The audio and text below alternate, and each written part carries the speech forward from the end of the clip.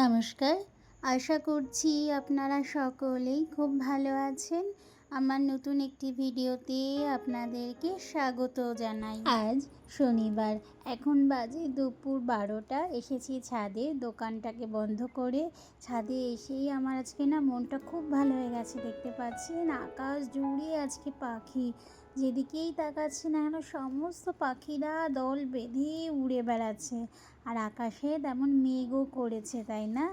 আজকে আকাশে খুব একটা রোদের ঝলক নেই, কিন্তু এই বর্ষায় আমার গাছগুলো পুরো একদম অগোছলো হয়ে গেছে, চারা গাছে ভরে গেছে। একদম আমার ছোট্ট বাগানটা আজ চারা গাছে ভরে গেছে। কোনো একদিন সময় করে এগুলোকে সাফ করতে হবে। এদিকে আমাদের বাড়িতে ইটও চলে এসেছে, কারণ আমরা এখন বাড়িতে কিছু ইট তুলে রাখছি। আর ওই দিকের আকাশটা দেখুন, যেন আরও বেশি সুন্দর হয়ে উঠেছে, সুন্দর করে সেজে উঠেছে। আর এই ইটগুলো নিহারিকার বাবা যখনই সময় পায় এসে এখানে সাজিয়ে গুছিয়ে রাখে। বৃষ্টিতে তো আর ছাদে আসা হয় না, বৃষ্টিতে একদম দেখছি ছাদটা একদম অগোছলো হয়ে গেছে। সে চারিদিকে জিনিসপত্র একদম ছড়িয়ে ছিটিয়ে আছে। আর এদিকে দেখছেন, ওই দেখুন 2 দিন মাত্র বৃষ্টি হয়েছে, তাই দেখছেন পুরো মাঠে জল জমে গেছে চাষের ক্ষেতে। এখন এখানকার লোকেদের ভালো হয়েছে, আর তো 1-2 দিন পর থেকে হয়তো ধান লাগানোর কাজ শুরু হবে। ওই সমস্ত জমিতে যারা ধান লাগায় এখন, তাদের জন্য এখন সত্যিই খুব ভালো সময়। চলুন, আজকে নিহারিকার বাবা চলে গেছেন সাতনায় আমাদের দোকানের জিনিসপত্র আনতে। এখন নিচে গিয়ে রান্নাবান্নাটা করব, তারপরে নিহারিকাকে নিয়ে আসার দায়িত্ব এখন আমারই। তাকে আনতে যেতে হবে, কারণ এখন তো আর গাড়ি খুব একটা আমাদের কাছে আসে না, বাড়ির কাছে এসে নামিয়ে তো দেয় না। এখন তাকে আনতে যেতে হয় ওই স্কুলের সামনে, যেখানে যে স্কুলটা আছে গ্রামীণ স্কুল, সেখানেই যেতে হবে ওকে আনতে। চলুন নিচে যাই, রান্না বান্নাটা শেষ করি, নাহলে বাড়ি এসে তো খুব খিদে পেয়ে যাবে তার। আর এই হচ্ছে সেই গাছটা আমার বাবা দিয়েছিল, সেই ইনসুলিন গাছটা একদম মরে মরে যাচ্ছিল, তবুও দেখলাম 2-3টে পাতা এবার ছেড়েছে। চলুন, অনেকক্ষণ আজকে ছাদে থাকলাম, আরও অনেক দিন পরে। আর দেখুন, ওই দেখুন আকাশটায় পাখিদের ঝাঁকে ঝাঁকে ঘুরে বেড়াচ্ছে। আজকে বোধহয় ওদের খুব আনন্দের দিন। চলুন এবার নিচে যাই, অনেকটা সময় আজকে যেহেতু ছাদে থেকেছি না, খুব ভালো লেগেছে। নিচে চলে এসেছি, এসে আগে রান্নাঘরে ঢুকলাম। মাছগুলোকে আগেই সকালে বার করে রেখেছিলাম, বরফ তো গলতে হবে, তারপরে লবণ হলুদ লাগিয়ে মাছগুলোকে ভেজে নেব। ভাজার জন্য আমি সবসময় লোহার কড়াইটা ব্যবহার করি।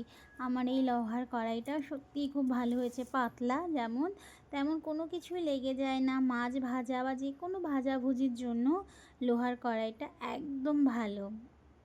চলুন, আজকে বানাবো উচ্ছে দিয়ে মাছ দিয়ে একটা তরকারি, আর কিছু বেগুন আছে, সেই বেগুনগুলো দিয়ে আজকে খুব বেশি করে রান্না করে রেখে দেবো, যাতে এখন আর রাত্রে যেন হয়ে যায়। আবার বিকেলে যেহেতু দোকানে বসতেই হবে, সেই সেই কারণে যেন দুবারা আর রান্না করতে যেন না হয়। আর বিকেলে যখন রান্না করতে আসি না রাত্রে, তখন সত্যি আর রান্না করতে খুব একটা মন চায় না সারাদিন খাটাখাটনির পরে। তাই এখন ভেবেছি এরকমই করব।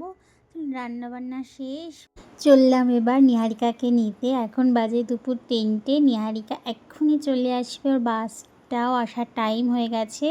আর যেতে যেতে আমাদের গ্রামের রাস্তাটা আপনাদেরকে দেখাতে দেখাতে নিয়ে যাই। এখানকার গ্রামটাও সত্যিই খুব ভালো লাগে, গ্রামের রাস্তা দিয়ে হাঁটতেই খুব ভালো লাগে।